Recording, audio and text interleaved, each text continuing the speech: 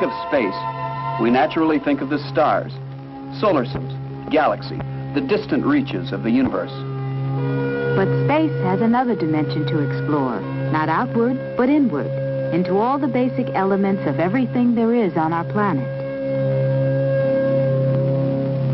Here, a miniature world of space exists, a world filled with constant motion, one that went undetected for centuries. It is the world of the atom.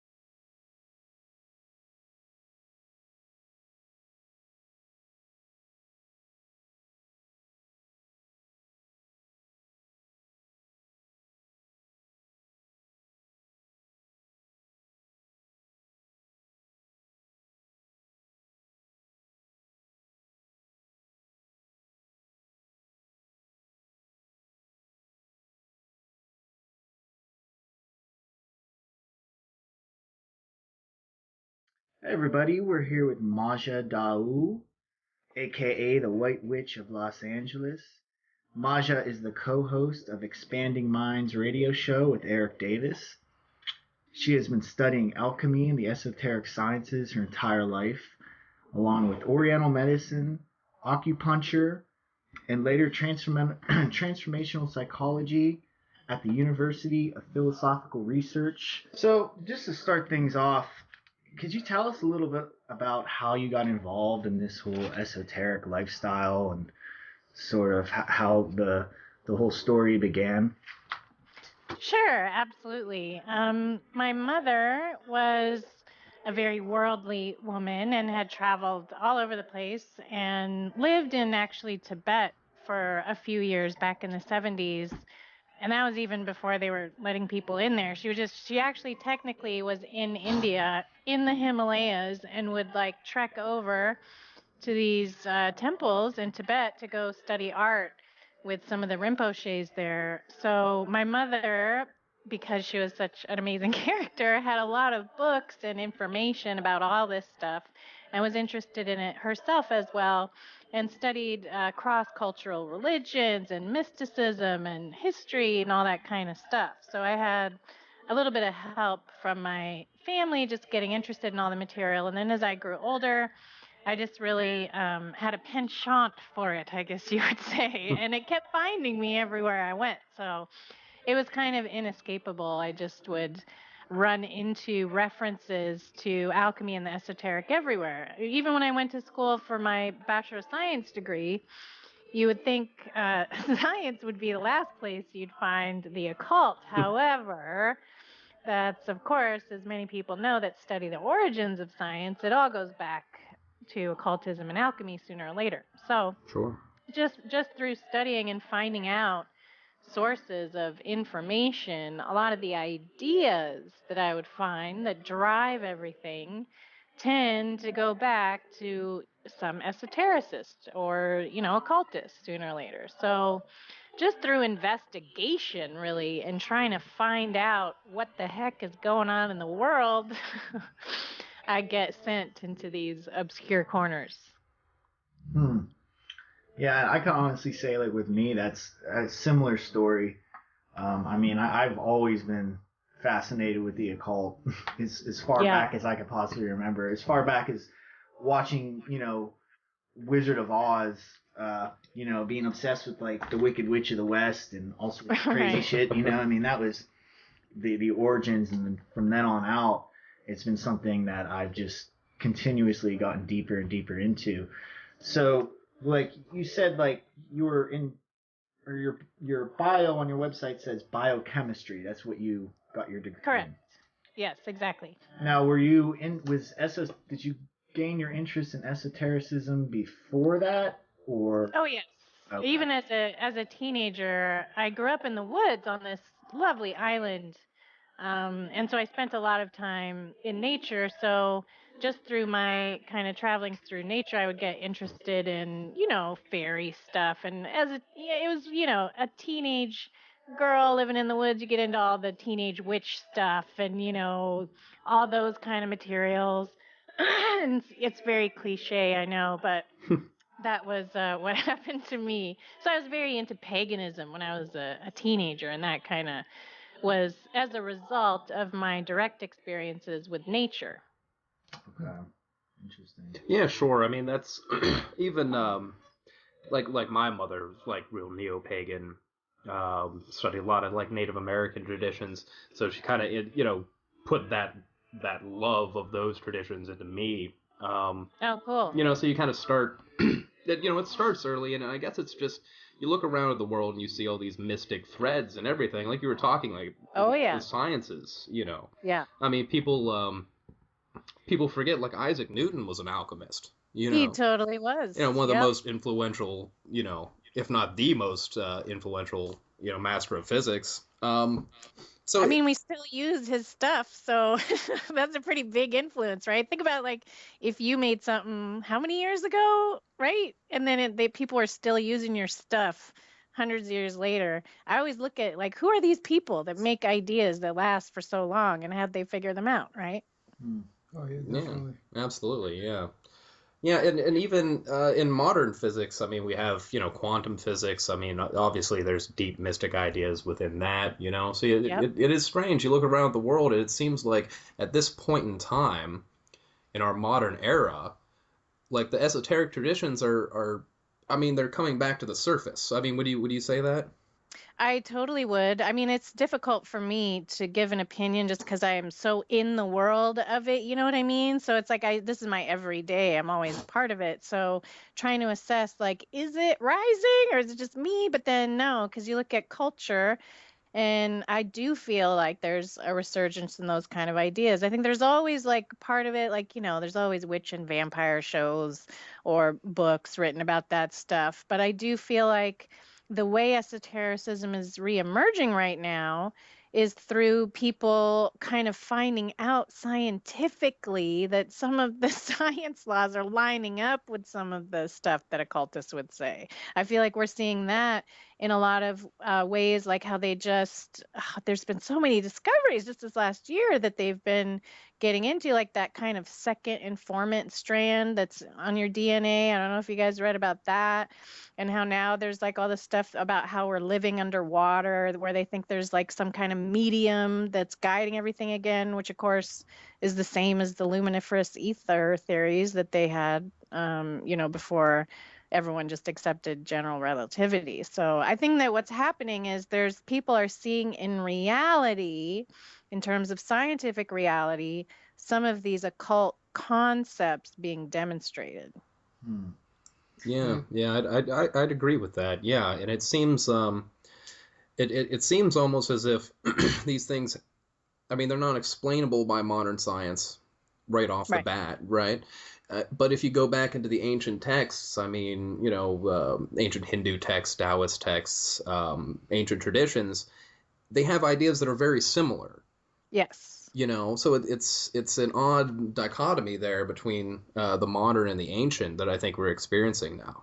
Well, look, one of my favorite examples, which is just mind-blowing. Okay, if you look at occult symbols for Saturn, this is the perfect example, right? For Saturn in occultism, they have 6 pointed stars, which make hexagons. And if you look at any of the sigils and you draw lines connecting around the outside, they form hexagons, okay? So here we have this occult symbol for Saturn, which is a hexagon. And then, of course, in the Hubble telescope, they take a picture and they find out that there's a hexagon on planet Saturn. Like, how does that work? That's so crazy. Yeah, that is. That's really wild. Right? That's It's incredible, not. yeah. So have you ever read the book The Tao of Physics by Fritjof Capra? Oh yeah, sure. He outlines a lot of the correspondences between some of those concepts. And a lot of people poo-poo that kind of, a lot of people get really upset when they think occultists claim scientific physics ideas. And Fritjof, of course, got a lot of flack whenever you try to claim like that the quantum physics ideas specifically, like about consciousness and the Heisenberg uncertainty principle. A lot of scientists I know get upset because they think the New Agers have kind of hijacked some of those concepts incorrectly. But I think it's important to look back at certain texts, like even if you disagree with some of Fritjof's ideas, look at these Vedic texts that he's referencing and then compare those with some of the stuff that they're writing. Like I feel like a lot of those arguments that take place, if people actually just looked at the material, it becomes very evident. Well, that's the thing, you know, when in that book, when he shows the different quotes of the physicists, and then when he goes in the ancient texts of the Taoist texts and Hindu texts, they line up almost identical. You know, all you have to do is just take out the physicist jargon and, you know, put in the more metaphorical jargon of the Hindus and things like that. And, I mean, they interplay with each other so well. It's actually incredible. And, you know, I mean, string theory is proving mysticism in some ways. So it's kind of amazing that, you know, we in ancient times, you know, we had that mystical tie, and then it broke away, and now in this scientific Western world that we're living in, we're reproving the same thing that we knew. Yes. You know, a couple thousand years ago. It seems like a waste of time, right? Like we already figured all this stuff out. It's like if you just, you know, it's like we keep losing our keys or something. It's ridiculous. Especially considering some of the events of the intervening period of time. It does seem like a waste, you know. I mean, you know, multiple world wars and, you know. But yeah, absolutely. These symbols, I mean, it always makes me think, of course, of Carl Jung, you know, man and its symbols and synchronicity. You know, because Jung, I feel like was one of the first people in the modern era to really get mysticism again. Yes, he had big balls, that's for sure. He You did. know, I mean, Carl Jung, to come out in the way that he did with that material, yeah, I mean, it was revolutionary, you know, for a lot of things going out. And yes, there's all kinds of issues with Carl Jung. He's not, you know, perfect, but that's the whole point. I think it's his character makes it even better. You know, the fact that he was so roguish and, you know, would take risks like that. And then the Red Book, why did it take so long for the Red Book to get published? So, you know, you see Carl Jung, he's taking these risks. He's trying to record his experiences, trying to help people. And again, it's like a waste of time. It's like we lost his keys for so long. And then all of a sudden, like how many years after he dies, the Red Book gets published? It's just lost keys again, man. And that's just such an amazing document, you know. Oh, yeah. It's incredible. Totally. Yeah, very interesting stuff. So yeah, I mean, continuing with this thread, I mean, where do you think that's going then? I mean, where do you think this merger of esotericism and mysticism with our modern scientific world, right? I mean, where do you think that's heading? Well, I'll tell you where I want it to head. How about that? Yeah, okay. The direction that I want it to head is that by including some of these esoteric and occult ideas and techniques, that we will be able to access a higher percentage of our minds and brains and be able to think and know more things, be aware of more things, raise our level of ability of consciousness, like even on a biological brain level, like be able to get into parts of our brain that we can't really get access to. And that in effect will cause humanity to evolve to better levels. I like that statement a lot, you know. I want that to happen.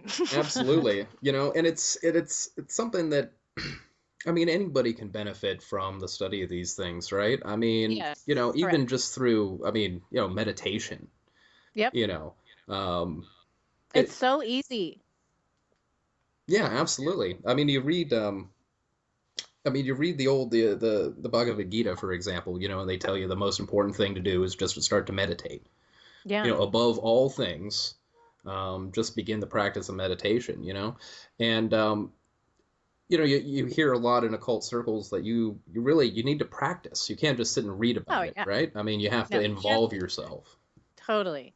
And it's not, I think people have these awkward ideas about it, you know. It's not like you're going to turn into like a Superman necessarily, although certainly like some of those experiences will seem that way, but it's so that you can make your mind bigger and be able to conceive of larger things and just have a larger consciousness. And I mean, a lot of proponents that kind of attack those kind of activities, you know, they say it's dangerous to do. Of course, you know, you got all these moms in schools that burn the Harry Potter books or whatever, and people's shocking adverse reactions to something as simple as meditation. Like that would be something dangerous for you to investigate your brain, you know? So I think it's important when people talk about occult techniques for them to understand what it is those are and what the aim of them are, which to my understanding is universally to increase the capacity of your consciousness. Right, right. And even from a, you know, if you wanted to look at it from strictly like a reductionistic perspective, to me, they're great catalysts for the imagination and for creativity, you know, even if that's all it does, you know, which I don't believe it, but, you know, I think if you really want to sort of, you know, sort of dilate your perception and really let the creative ideas flowing, doing something like some sort of magical technique or some sort of meditative practice really sort of loosens that logical mind and allows, you know, your creative intellect to sort of shine through. Yes, it's really important. I mean, look at Rene Descartes is a perfect example of that, okay? Like he utilized meditation techniques. He came into contact with what he called the evil demon, which some, you know, Aleister Crowley might have called as your HGA. It's Socrates' daemon. It's your higher self. And he uses those occult techniques to come into contact. And he describes it. If you Google Descartes' evil demon, you can read all about it.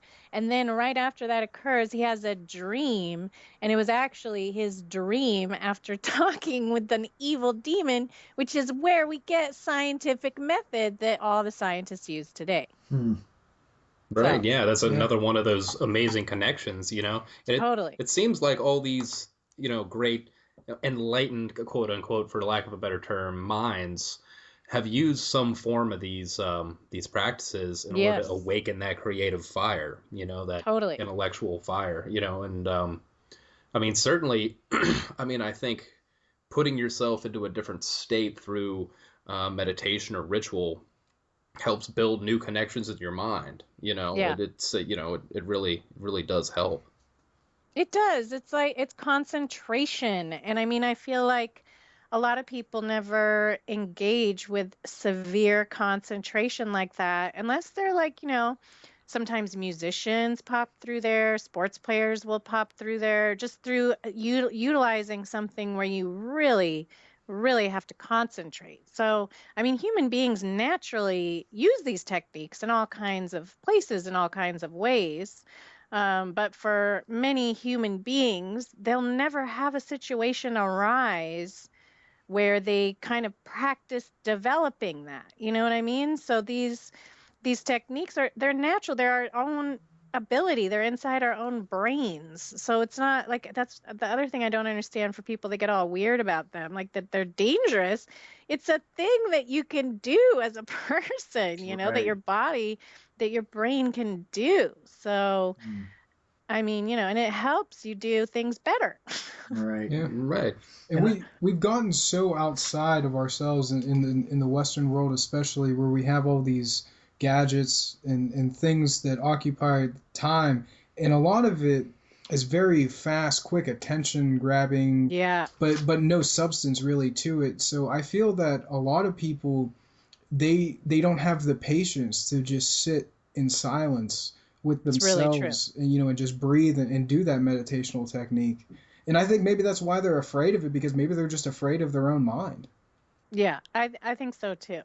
And I mean, you know, you see ups and downs with it. It's not like you're going to be this uber patient, perfect person just because you meditate, but that's not the point. The point of doing it is so that you can get still, so that you can get to that place where you can access stuff when you need to. I mean, ideally, right, we want to keep that state all the time, but we haven't quite gotten there yet. Maybe that's a good invocation to make too with this material being on the rise, is that hopefully it can help people reach more meditative states and maintain them for, forever. Why not, right? Yeah.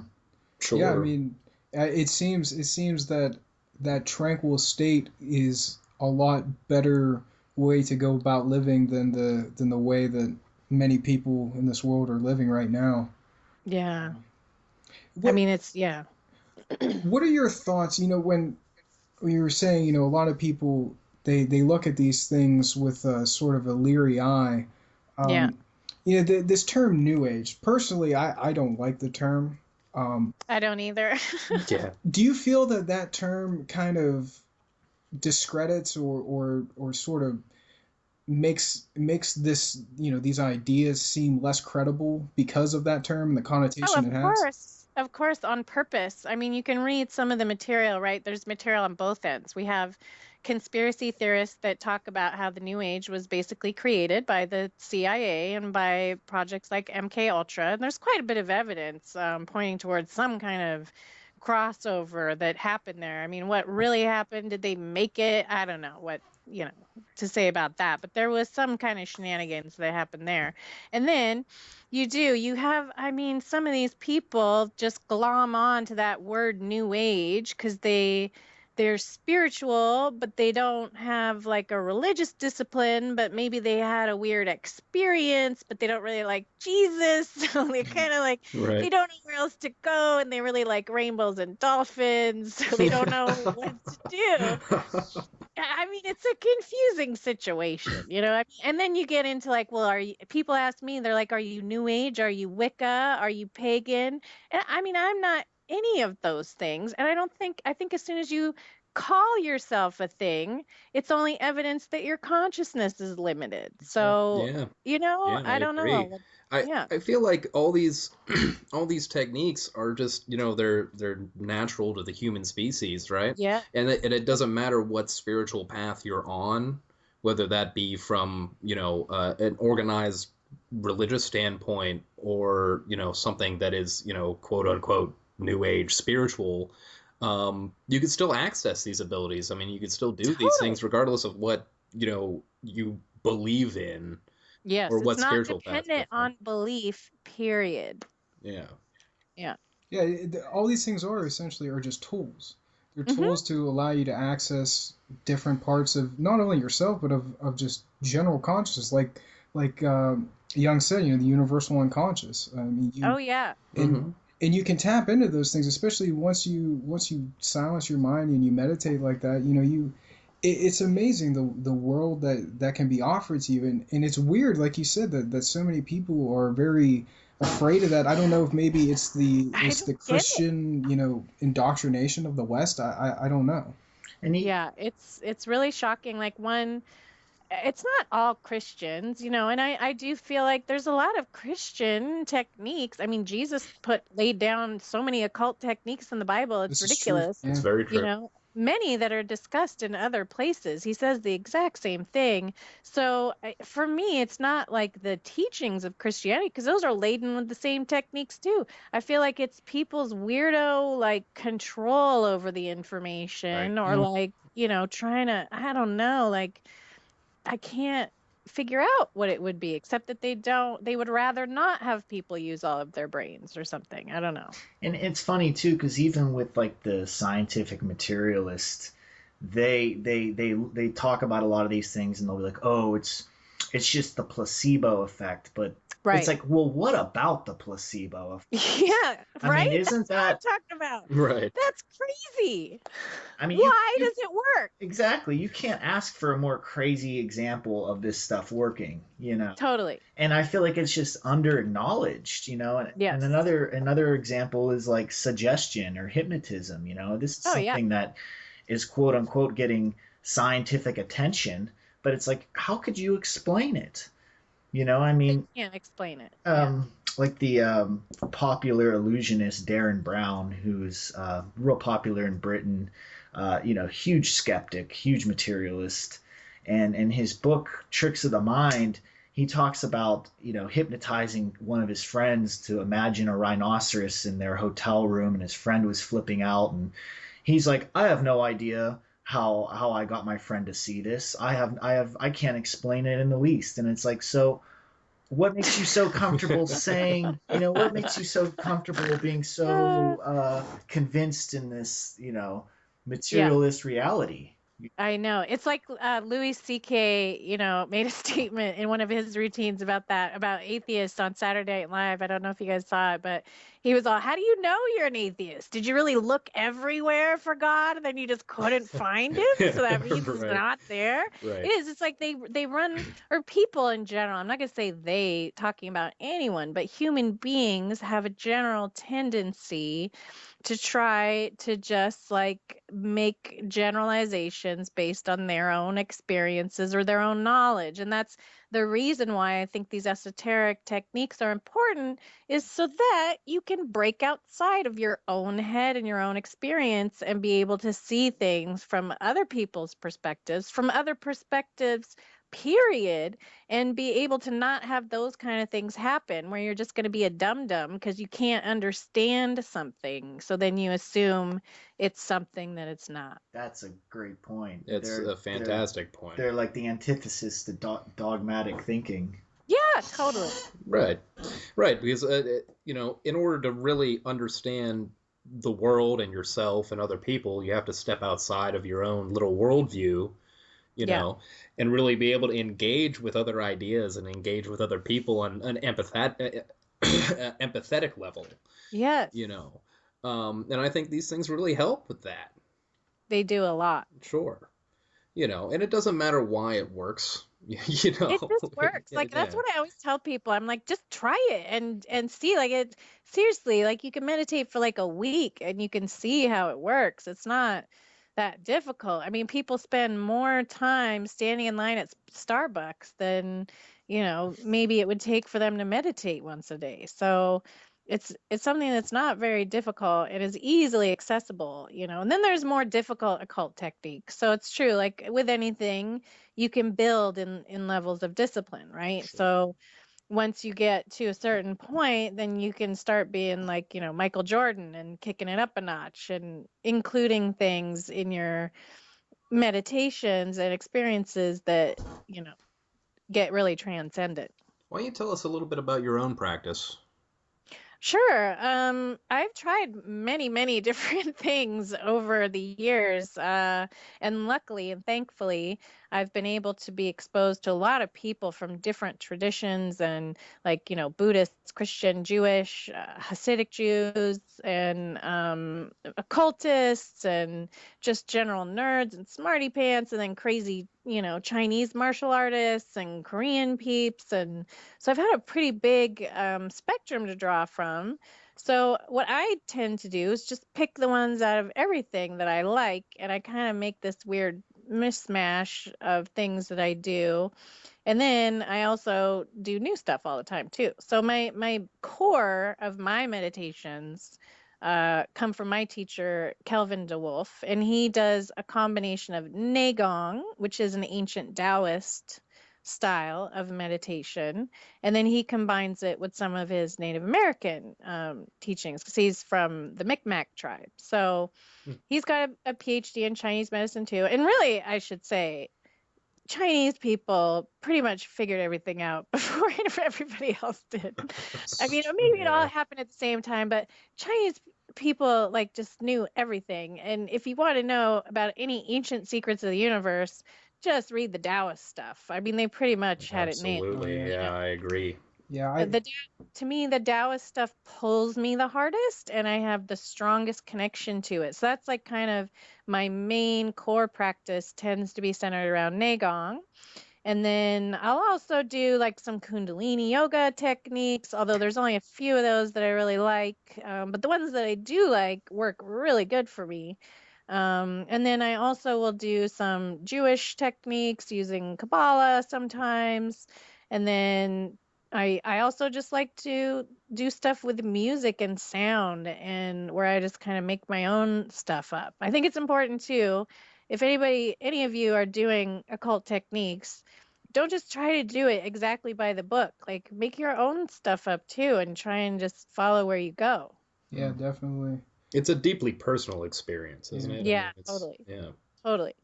It's funny when you were talking about the Taoists. I always say if anyone came close to getting it right, as far as what we call religions, it was definitely the Taoists. Absolutely. And it's so simple. And what's amazing about it is you read the Tao Te Ching, and and afterwards you're like, yeah, no, it's so easy. Why didn't I think of that beforehand? So easy, Right. so logical, so simple, so natural. There's no convolutions and big kind of statements about these big giant battles and stuff like that. It's very simple. Definitely, yeah. I noticed on your website that you consult the I Ching. I sure do, yeah. Do you use the Confucius dialects when you do? Oh no, No. I totally don't.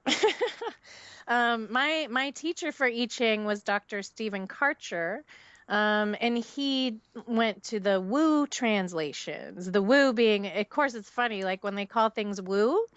I don't know if you guys know, but that's actually the ancient Chinese word for shaman, was the Wu, right? Yeah. So when people say stuff is woo, I'm always like, oh, I like woo. Woo's Chinese shaman.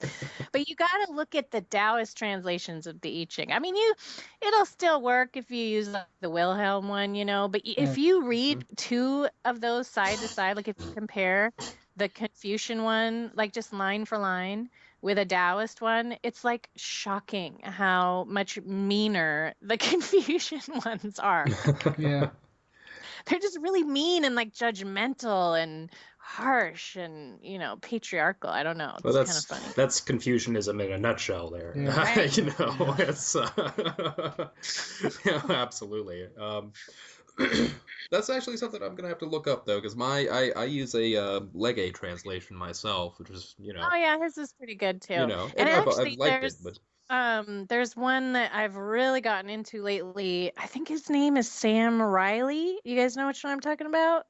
Now I'm gonna have to go check it. I'm gonna walk through my house and find it because it's really profound. Okay, here we go. It's Sam Reifler. Reifler, sorry. He has one called I-ching, the world's oldest and most revered system of fortune telling, and that one is just incredible. I love it. That's another one we'll have to check out. I'm always looking for new translations, especially if you're looking at like Asian texts. It's so hard to find like a real proper. I mean, the languages are so much different. Yes, and there's like hundreds of translations of the I-ching too, so you can spend a lot of time looking at terrible translations. Right. So, yeah, I've run into a lot of those. Yes. The Tao Te Ching as well. It's you have to really find a good translation, and it's the one I like the best. There's one by Red Pine. I don't know if y'all know Red Pine, but he's fantastic. And in the Red Pine translation, he has line for line in Chinese and then line for line in English. And then he has commentary by like 5 or 6 Chinese philosophers on each of the lines too. So it's really cool. It's like a concordance or something. Oh, that does sound valuable. Yeah. Yeah. It's always good to get the viewpoint of the people who actually speak the language, because it's so hard a lot of times to translate, word for word like that with 2 different languages. So when you have people who speak the language, they can kind of give you the more subtleties of what's going on. It's important. It's like poetry, the way language works. So if you mistranslate things, I feel like the core chunk of a lot of things are just left out, Yeah. Yeah, absolutely. So then, what do you think about the tarot then? We're talking about the I-ching. Sure, I use the tarot a lot, but I personally would have to say I prefer the I-ching because as do I. I think Crowley did as well, actually. I like tarot a lot, but the I-ching doesn't pull any punches. It says things super clearly. It's not emotional. It doesn't care. It just makes the statements, and they're so clear. Like sometimes with tarot I can get wibbly wobbly. I'll go back and forth. I'm like, well, maybe it means this, or that could be this, or that might maybe mean this. But with I-Ching, no, you get the line and you know exactly what it means as soon as your eyes hit it. Oh yeah, definitely. Yeah, it's very concise. Sure. Yes, totally. Yeah. That is the nice thing about the Chinese culture, is that there's absolutely no bullshit involved. It's just straightforward, get to the point, and Yes. and it's very open to being. It's very easy to understand it. There's no complexity in the idea of really of having the subtle differences that you can maybe read it in one way or another. Yes. Yeah, I think the whole problem with divination, of course, is that people have their desires. And if you're asking a divination question, you must have some desire, right? A desire to know, a desire to, find out what's happening with somebody else, or you want to, desire to have information for yourself, or whatever that is. You have some kind of agenda usually when you ask a divination question. So the reason I like I-Ching is because it doesn't care about your agenda, and it's going to answer the question honestly. Yeah, definitely. What they say, you have to consult it with a clear and tranquil mind. Yeah, and, right. I guess a lot of times, when you have a person who has that sort of an agenda of sort of looking for, because I guess in a lot of these versions in with tarot and palm reading and things like that, you can sort of read into it in a way that it'll give you the answer you're looking for. With the search, right. he had where he said you're essentially you're going to create the answer you're looking for before you ever get it. And with the I Ching, I don't feel that that's the case, because when you get the answer, me personally, whenever I get the answer after doing the divination, there's a part of me that it's like, okay, that makes sense. Yeah. But it's never that I was searching for that specific answer. It's just the answer you get. It's like that makes complete sense with the situation that's happening. Yes, the answer always reflects reality. It's never like you have to take some leap of like understanding to get there. With I-Ching, it's always like, oh yeah, that's exactly what's happening right now. Yeah. It's sort of the almost like the person that always is just with the what's the word, the hindsight. It's like the hindsight person that like afterwards you're like, yeah, I should have known that. Like, why I shouldn't have had to consult this, but it just like reminds you that totally, because it seems self-evident and you feel like a dum-dum for not realizing. But I feel like, yeah, you're totally right. And I feel like the reason why I-Ching is so valuable for that is because it's like confirmation, right? So I think a lot of people don't understand that divination can serve this purpose of confirmation, so that you want to like know something and you already know it, I feel like, when you ask divination, but the divination just says, yes, you're on the right track, I agree with you, right? It's like that. Or it says, hey buddy, you might want to check yourself because you're going a little off course, right? So it's just like this, it's like a navigation system. Oh, definitely. A navigation system for the spirit. Yeah, totally. Exactly. Yeah, that's a good metaphor. It's like the information's already out there. Yeah. The information's already out in the ether, and you just need a focus to kind of bring it into your consciousness, where you can actually do something about it, make a decision about it. Yeah, and I get so upset at a lot of, this culture with psychics where it's very like they tell you what to do and they say, oh, well, this is happening and you have to do this, or like the layout, the future, whatever. And they totally remove the participant from the reading. And the way that I feel divination serves the best is not so you can like tell someone their future, whatever that means, but rather that you can guide them with the navigation system so they can make the best choice without your influence, without the influence of the divination system, but rather that they can arrive at their own kind of realization. Definitely, because I mean, you're the only person who knows your life. Yeah, you have totally. Yeah, I agree, and that's one of the beauties about the I Ching, is that it goes with that whole Wu Wei mentality of the Taoists, where you could do a divination, and then an hour later do another divination. Well, it's not the same river that was an hour ago, so you have a completely different, a viewpoint of the world, and it's very, it's really just I think probably in my personal opinion, I think it's the best way to consult. It's almost like consulting life. It is. It's really like that. And I will say that even though it's true that you're in a different river, I've had the freakiest experiences with the I Ching where it just gives you the same answer straight up. There was one client I had, she was so stuck on this guy, and she kept asking, and she would wanted to test the I Ching. So I was like, okay, fine, that's fine with me. We can spend your time however you want. So she asked the same question 5 times. The I Ching gave the exact same response, the exact same 5 times in a row. It was statistically retarded. Like there was just no way that could have happened. But in the I Ching, when you throw the coins, I mean, statistically, I think the overall outcome is something like 10,000 different possibilities. I mean, there's 64 hexagrams and 6 lines within each one of those. And so this woman, just in the course of 15 minutes, it repeated exactly the same. It was astounding. Wow. That is incredible. That's wow. It was hilarious. I was like, well, I hope you got your answer. Right. After I hope it's clear. It seems like all those little synchronicities are just so amazing, especially when you're really getting into this kind of material. You just notice them. Miracles, man. I call it evidence, is what I call it, because it's not coincidence. It's evidence. Definitely. And it's even wild when you look at the I Ching. It's like modern computers are based on the same logic. I mean, yes, they had actually figured out, like you were saying, the Chinese had it before everyone else.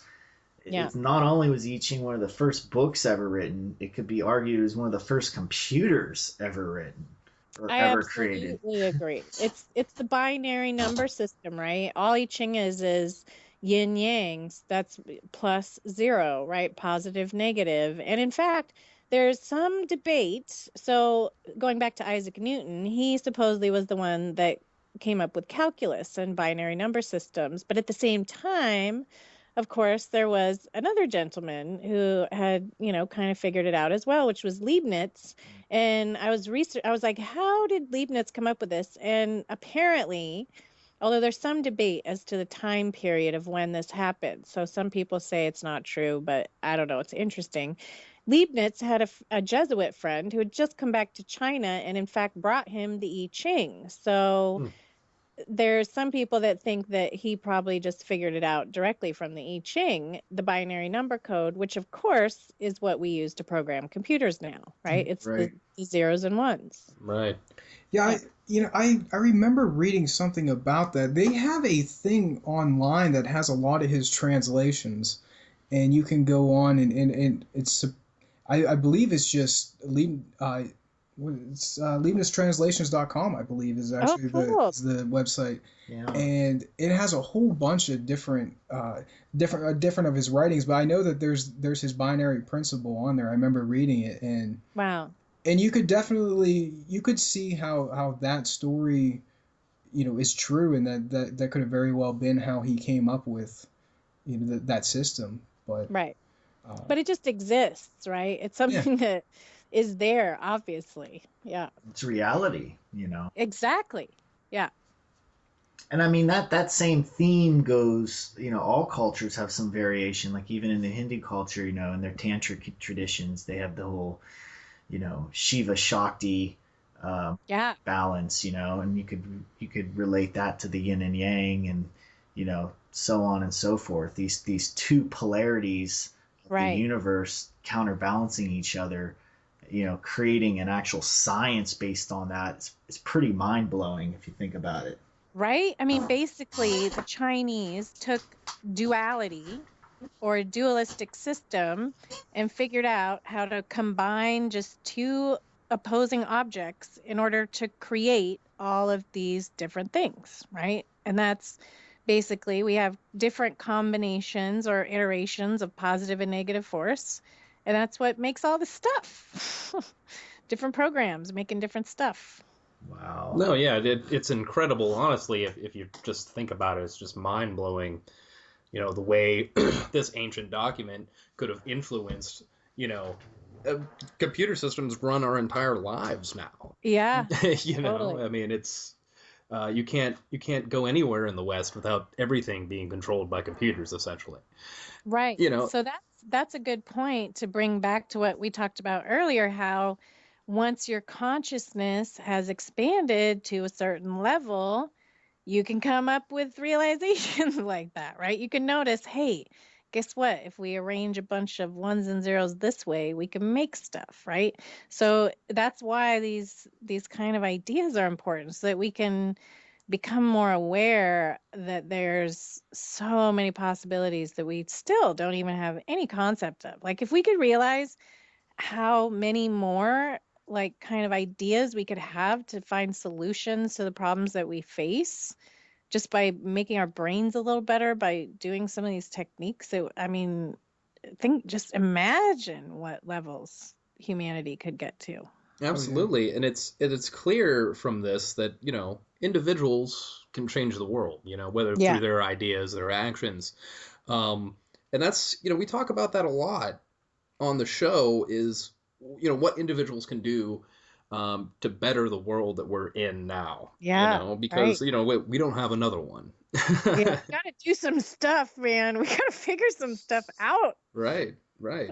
I mean, how do you think this kind of consciousness can just better people's lives, not just on an individual level, because we've talked about that, but I mean Yeah. just globally, I think globally, like you said, it's going to be from individuals' ideas that are going to help everybody, right? So if we look at it on a global level, once these ideas and concepts spread to everyone, and then everyone else realizes they can make ideas too.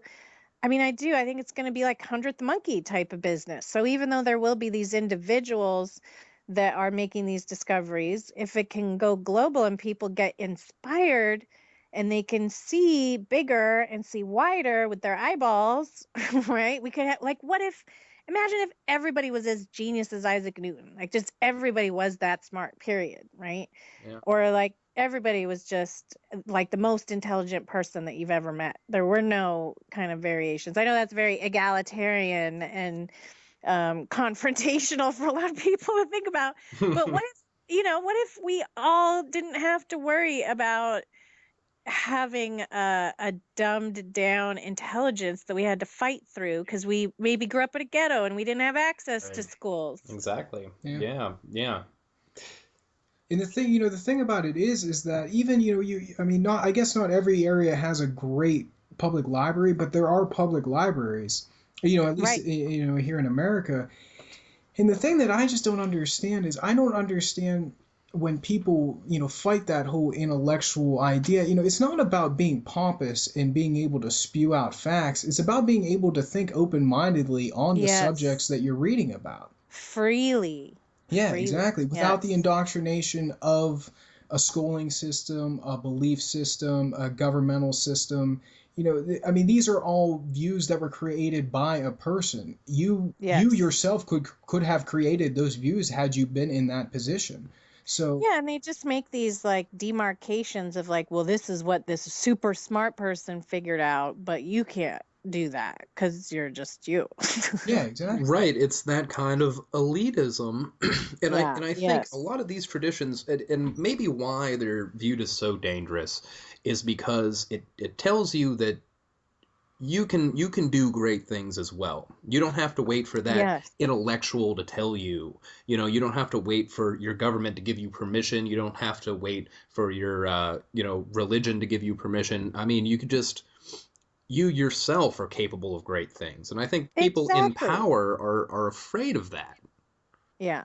I mean, obviously there's some situations, okay? They got to have rules and regulations because people are crazy and they're going to do some crazy stuff. So then there is an issue where they're like, well, we don't want people just, doing whatever they want. But I don't see why there can't be laws and legislation that are not intellectually restrictive. Like, why can't they come? I think the problem is, right, it's systemic. So there has to be restructuring of systems. And of course, that that's what we always have to do. But I don't understand, like, what's the lag? Like, what's the holdup? Why aren't we, like, figuring out some of these better ways to expand those paradigms within the systems that we have and make those kind of adjustments? Like, I mean, it's this curriculum that the schools are using are so ridiculous. I have 2 children that go to LAUSD, and my 6-year-old complains that it's too stupid for her. Like, she's bored. Right. And Yeah. then I'm like, well, this is like what kids are getting access to. If their parents aren't teaching them how to think, this is what's entering their brain. Yeah, and that's it, right? Oh, That's yeah. all they got. And what they say newspapers are written at a 5th grade reading level. You know, when you cater to the average, whatever average is, Yeah. you know, it's definitely selling 50% of the population short.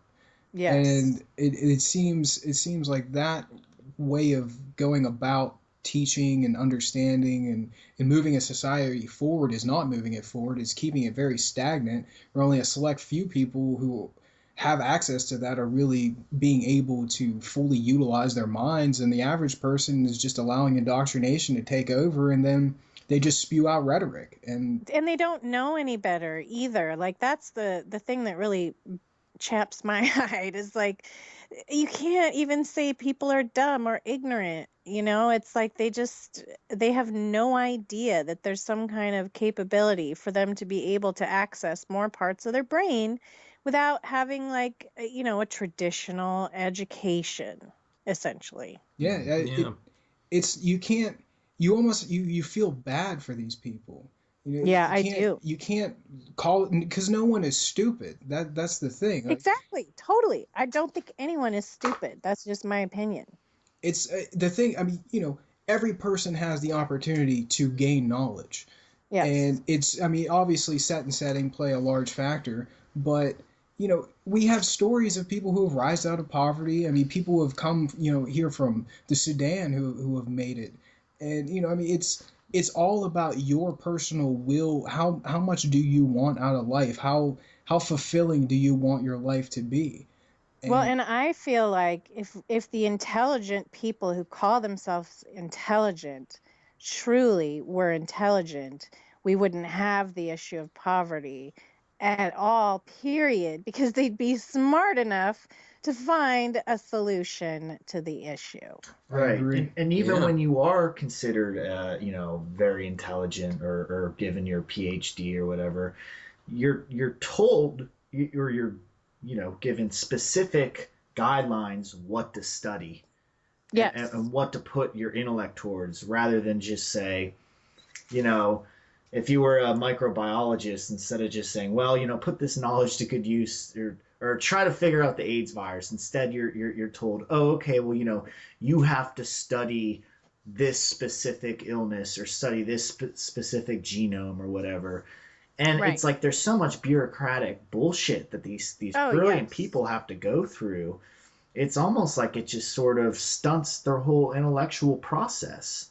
Yeah, it's pretty crazy. I mean, like I said, we realize we have to have regulations and standards for stuff to get accomplished. But when those regulations and standards become the thing that prevents progress from happening, they just have to be adjusted. Like, and how many people I know that are so intelligent, super smart, and then have to come up against like so much dumb stuff that it's like you said, they're literally prevented from moving forward because of bureaucracy. Yeah. Yeah, it's stifling. You know, it's very stifling.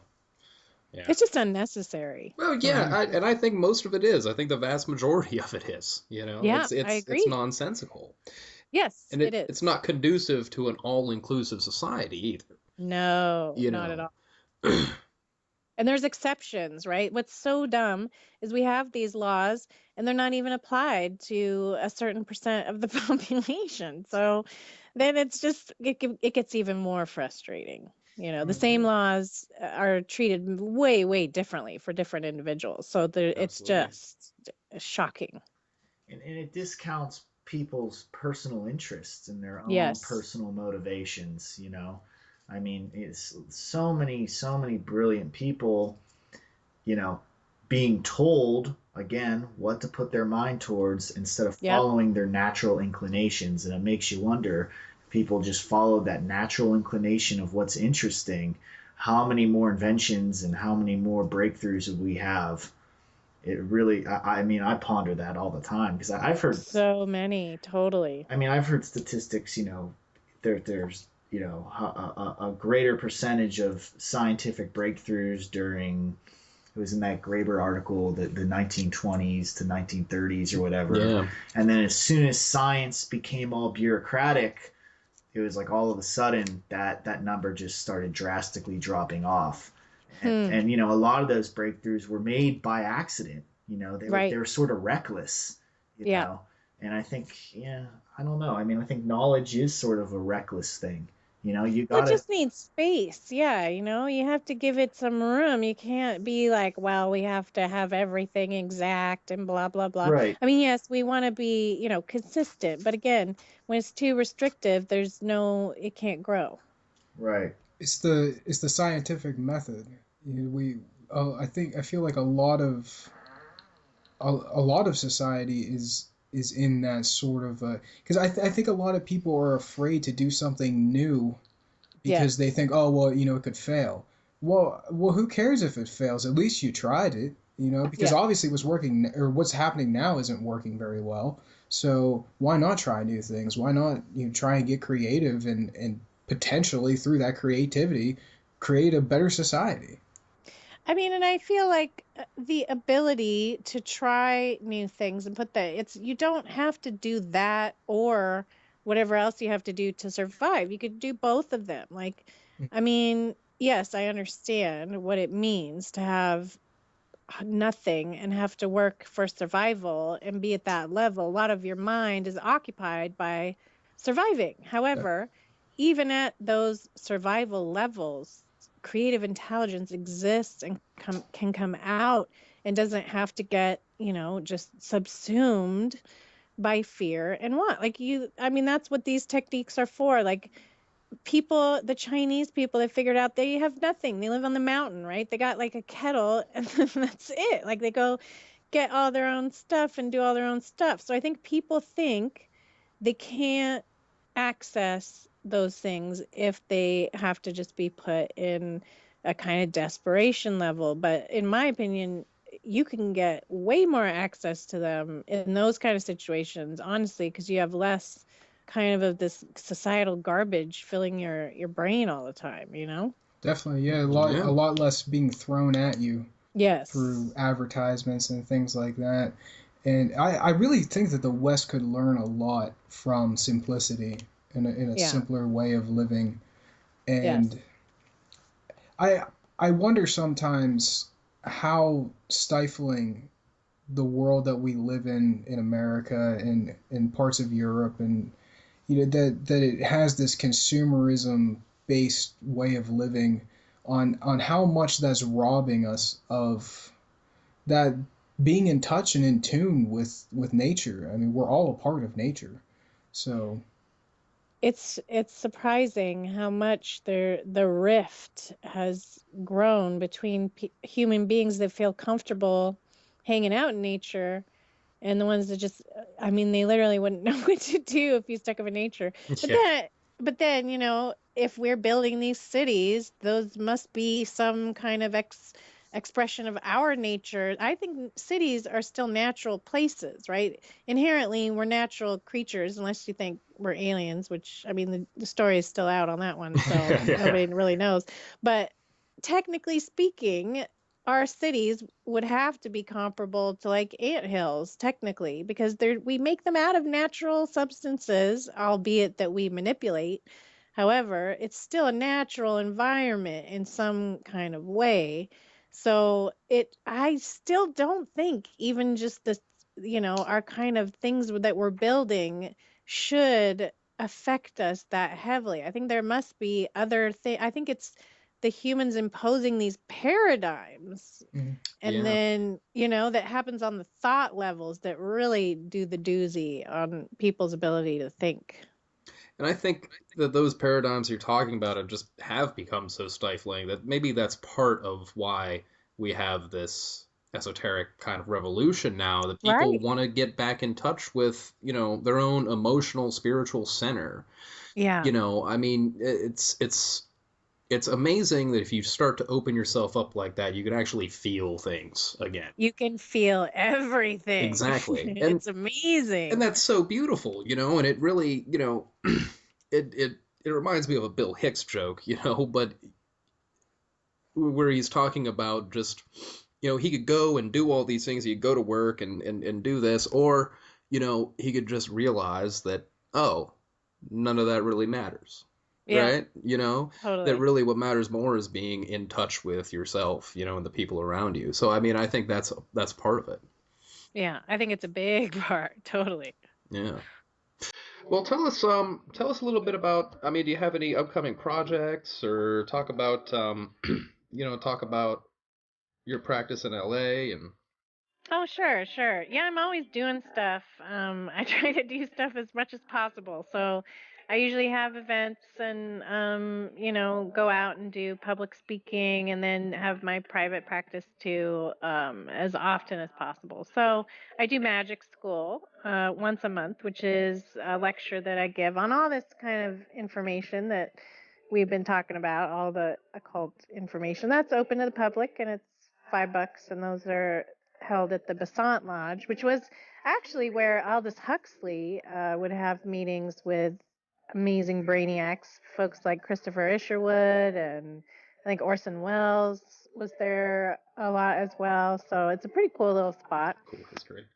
Yeah, right. And then I just kind of, have a bunch of writing projects I do. But I usually update most of my events in newsletters. So if folks are interested, you're always welcome to go. My website is godismyboyfriend.com, and I try to put all my little updates on there. Okay, great. Well, awesome. Yeah, thank you so much for coming on. That was such a good conversation, Maja. Oh, my pleasure. You guys were great fun. It's always a pleasure to speak with people intelligently. Right, absolutely. Right. Well, we really appreciate it. It was really a good time. Oh, I had a great time too. Thanks so much, you guys.